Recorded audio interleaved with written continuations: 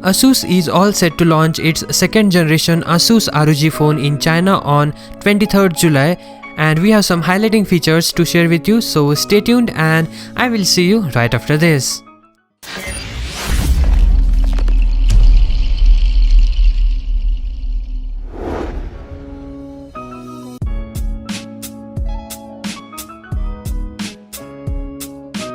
The latest leak on Tena's official website shows that the ROG Phone 2 will have the model numbers I001, DA, DB, DC and DD depending on the markets they will be available in.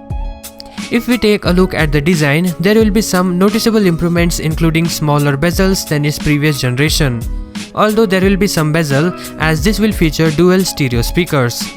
It's said to have dual cameras on the rear, and the biggest improvements of all will be the addition of in-display fingerprint sensor. Other specifications of the Asus ROG Phone 2 includes a 6.59-inch display which is expected to be OLED. One noticeable aspect of this handset will be display's refresh rate, which has been revealed to be 120Hz. It is claimed that the Asus ROG Phone 2 will be the first in the world to have a 120Hz OLED display. In battery department, it will have a mammoth of a battery sized 5800 mAh with 30 watt fast charging, which should be enough to power long gaming sessions.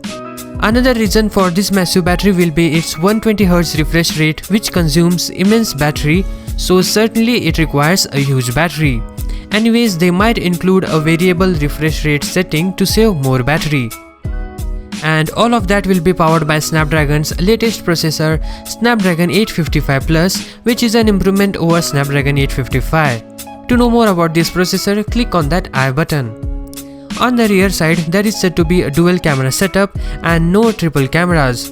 Although we can give it a pass as it is a gaming phone and dual cameras will be enough for daily usage.